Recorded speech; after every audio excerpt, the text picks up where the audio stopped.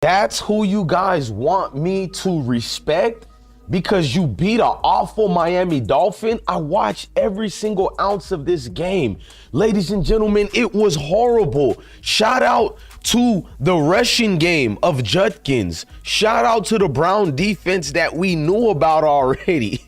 You see me have the jersey for a reason. I am going to expose your Cleveland Browns. Browns' locker room just turned into a full-blown drama series, with Jimmy Haslam starring as the furious billionaire who's finally had enough. It all exploded after Dillon Gabriel uncorked a 55-yard missile that looked straight out of an Avengers audition tape. Haslam reportedly went off on Stefanski for keeping Shedeur Sanders glued to the bench. Picture receivers catching passes from the clouds while the coach treats talent like it's contagious. Something chaotic is bubbling in Cleveland, and it's not just the fans losing it. You could sense the tension long before kickoff. Shedeur. Nobody can tell me that he's better than Shedeur. You can't tell me that. No, not at Shedor's You cannot best. tell me that. Not at Shedor's best. You can't tell me that. No. I watch enough tape and I watch enough football and I know enough to see. When I watch these two dudes, I'll probably watch over 20 games. Just to make sure I wasn't tripping. There's no way nobody that watched both of their... Familiar, uneasy Cleveland silence, the kind that creeps in right before the Browns find a brand new way to embarrass themselves. Both teams came in at 1-5, but while the Dolphins were missing Tyreek Hill, the Browns were missing something far more critical: common sense. From the start, Shedeur Sanders would have played this game 10 times better than what we saw from Dillon Gabriel. Hell, Deshaun Watson would have done better right now. Even Bailey Zappi would have done way better than those bubble screens, redundant passes. If you don't know what I'm talking about. Somehow, those two absences balanced each other out, delivering 3 painful hours of football that could have doubled as a masterclass in how *not* to play the game. From the owner's box, Jimmy Haslam watched his so-called safe pick, Dillon Gabriel, put up a mind-blowing stat line: 55 passing yards. That's not a typo. 55. Yeah, never. Oh my God. Look how f***ing happy he is. Look at this nigga, bro. I don't know if his number's gonna be called. There's no evidence to suggest that. Oh, they're going Wildcat? Interesting. Wildcat never makes sense to me because you all Could probably jog that distance faster than it took Cleveland to reach the end zone. Imagine the owner of a billion-dollar franchise sitting there, watching his quarterback barely outthrow the halftime marching band. That's not football. That's performance art disguised as a game. After getting a win, back into some drama. This time is for not playing Shedeur Sanders in the fourth quarter of that game. Now, we know they ultimately walked away, beating the Miami Dolphins 31-6. But what took away from the storyline was the fans' reactions to seeing Shedeur. He probably thought he was being clever, playing it safe, minimizing risk, protecting the team from disaster. But safe football is just losing in slow motion, and the Browns managed to turn playing it safe into a national joke. Gabriel wasn't throwing passes, he was handing out souvenirs to linebackers. The guy looked like he was afraid of gravity. Every throw was a check down, every drive a white flag. Haslam's expression on the sideline said it all. He looked like a man doing the math on how much it would cost to fire an entire coaching staff mid-game. This was supposed to be Gabriel's big left-handed redemption arc, hyped as a cinematic showdown between two southpaws, the first since 2006. What we got instead was a glorified pillow fight between teams allergic to competence. Not a single meaningful yard in sight, just bubble screens, dump-offs, and the football equivalent of microwaved leftovers. Stefanski's play sheet read like it was written by someone desperately trying to hide that he didn't trust his quarterback to throw beyond 5 yards. 3rd and 8 screen. 2nd and long draw. 4th and insanity. Gone. If you are there when Shedeur becomes the starting quarterback, the power dynamic will shift and retribution will be had. Meaning, once Shedeur Sanders plays for the Cleveland Browns and they get to see it, and Shedeur Sanders becomes the #1 quarterback for the Cleveland Browns. As all that mediocrity played out, Shedeur Sanders sat on the bench like a secret Cleveland refuses to open. The guy's got championship DNA, pocket composure, and charisma. 3 things Dillon Gabriel's never even brushed against. You could see him on the sideline, helmet strapped, waiting for a miracle that never came. The fans saw it. Shiloh Sanders saw it. Even Dion probably caught it from Colorado and just shook his head. It's like owning a Ferrari and choosing to keep it parked while you keep paying insurance on a lawnmower. Haslam reportedly snapped after the game, and honestly, who could blame him? Meanwhile, Myles Garrett is out there dragging the defense up and down the field like he's carrying the entire franchise on his back.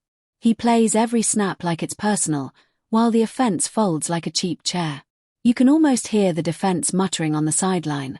Asterisk, we stopped them 3 times, and our quarterback gives it back in 30 seconds. Asterisk, at this point, it's not frustration, it's psychological warfare. There's times when you message to your football team, or I should say this, I message the football team every single day, and there's sometimes you use different tools to get their attention. And have you ever been that intense? The way he described it is that you gave it to them pretty good. The Philly comes out every once in a while, yes. Thanks. All right, next we'll go to Scott. Funniest part in all of this. Stefanski keeps defending the mess by insisting he's protecting Shedeur Sanders. Protecting him from what exactly? Winning? Experience. The chance to throw a football farther than a car length.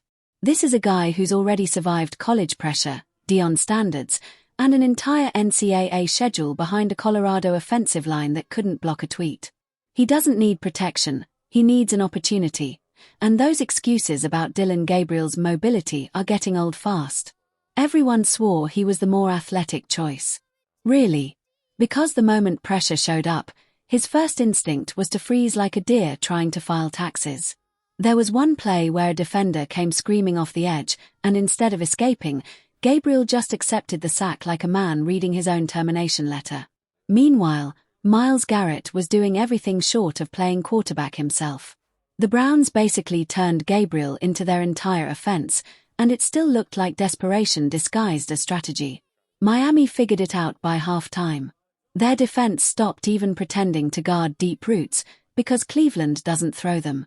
They loaded the box, dared Gabriel to go long, and watched him check down like he was allergic to distance.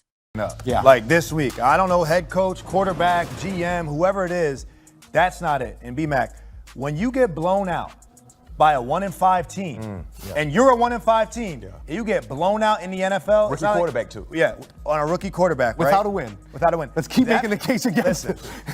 That plane ride home, yeah, it's going to be tough. Bro, that is 2 things. It's either dead quiet or they're going to start cracking the cards out because guys don't care anymore. Yeah. Right? Defense has your entire playbook figured out by the second quarter.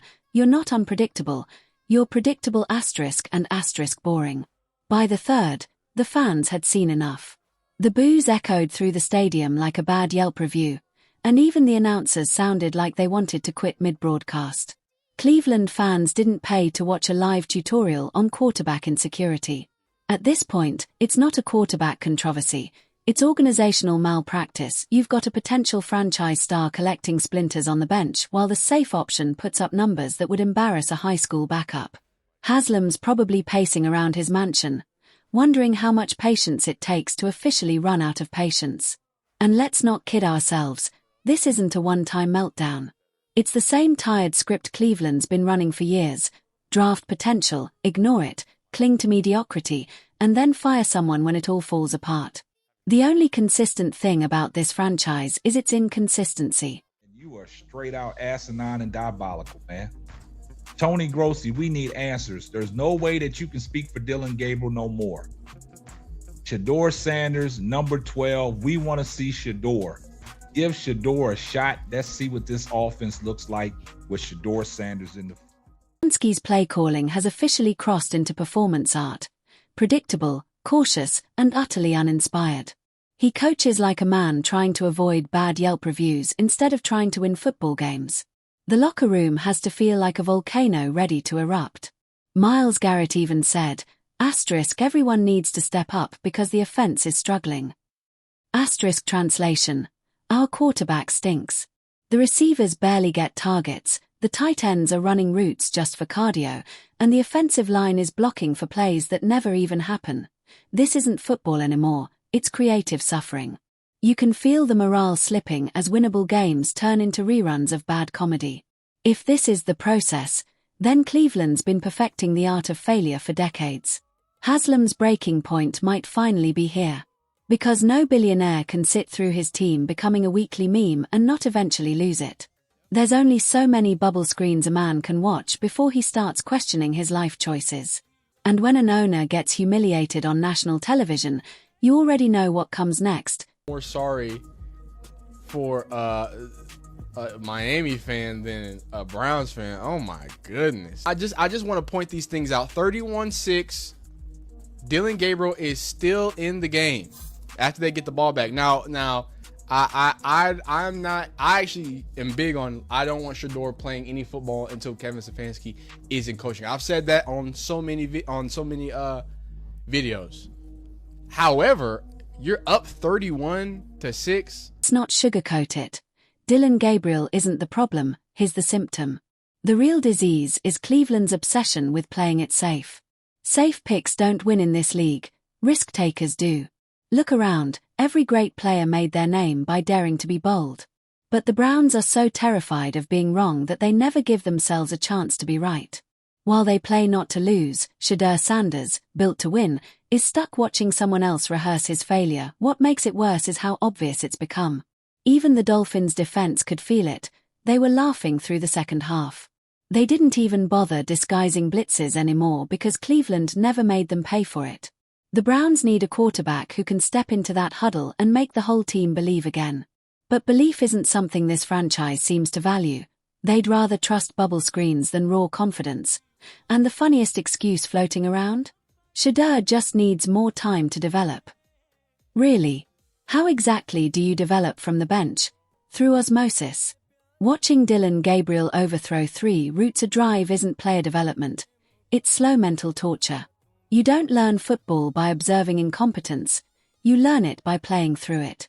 And how can they keep their jobs? When it comes to Kevin Stefanski, since week 14 of last season, you have only averaged 13.7 points. So at this point, we're going to have to see a different quarterback. We already know what Dillon Gabriel is going to get us: a bunch of passes and no yards. Okay, now when it comes to the Dolphins, they have scored 134 points just this season. So all they have to do is worry about defense, because we know they can score. What do you guys think? Do you think Kevin Stefanski is going to stick with the Cleveland keeps Dillon Gabriel under center? They send the same message loud and clear. Asterisk, we'd rather lose slowly than risk winning fast. Asterisk, that's not strategy, that's culture rot. And it's exactly why this team lives in a state of eternal rebuild. Jimmy Haslam has tried everything: new coaches, new quarterbacks, new slogans, maybe even a few prayer candles, but at some point, it stops being bad luck and starts being bad decision-making. Stefanski is running out of excuses. His so-called safe game plans make 1950s football look revolutionary. Players spend all week memorizing plays, only to spend game day watching checkdowns to the running back. The look on Haslam's face after the game said it all: he's had enough. The franchise is standing at a crossroads, and one more week of this conservative chaos might be Stefanski's last. Cleveland isn't short on talent, they're short on leadership. The defense is elite, the run game works, and the fans still show up no matter how many times they're burned. What's missing is someone willing to stop being afraid of their own shadow and finally unleash the roster they've built.